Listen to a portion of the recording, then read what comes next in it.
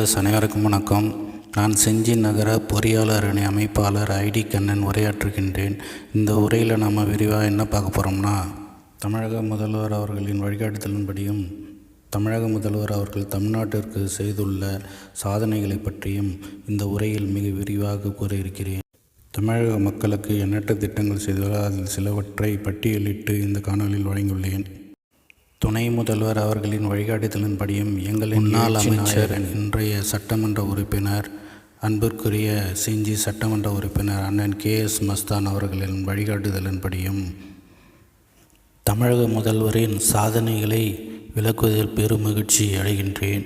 அதாவது முதல்ல பார்த்திங்கனாக்கா 86 புதிய குடிநீர் திட்டங்கள் மக்கள் பயன்பாட்டுக்கு வழங்கியுள்ளார்.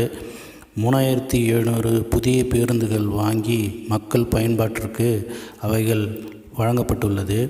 7400 ஏக்கர் கோவில் நிலங்களை மீட்டெடுத்து கோவிலுக்கே வழங்கும் ஒரு நிகழ்ச்சியை செய்துள்ளார்.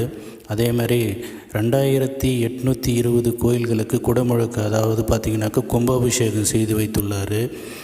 4500 விளையாட்டு வீரர்களுக்கு உதவித்தொகை வழங்கியுள்ளார். 45,000 கிலோமீட்டர் புதிய சாலைகள், அதாவது பார்த்திங்கன்னா கிராமப்புறங்களுக்கும் நகர்ப்புறங்களுக்கும் சாலை வசதிகளை ஏற்படுத்தி கொடுத்திருக்காரு.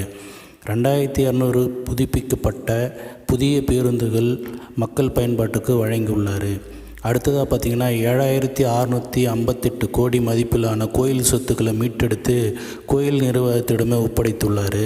76,000 சிறு விளையாட்டு அரங்குகள் அமைத்து விளையாட்டு வீரர்கள் விளையாடுவதற்கான இடத்தை அமைத்து கொடுத்துட்டுள்ளார். 16 நியோ டைட்டில் பார்க் அமைத்து மக்கள் பயன்பாட்டிற்கு மிகவும் பயனுள்ளதாக வழங்கியுள்ளார். இதுபோன்று பல எண்ணற்ற சாதனைகள் செய்துள்ளார். மற்றும் இல்லம் தேடி கல்வி, இல்லம் தேடி மக்களை ரேஷன் பொருள் சேர்ப்பது மற்றும் குழந்தைகளுக்கு காலை சிற்றுண்டி உணவு, பல எண்ணற்ற திட்டங்கள் செய்துள்ளார். அதனால் மக்கள் மனதில் நம் மக்கள் முதல்வர் அவர்கள் என்றென்றும் குடிகொண்டுள்ளார்.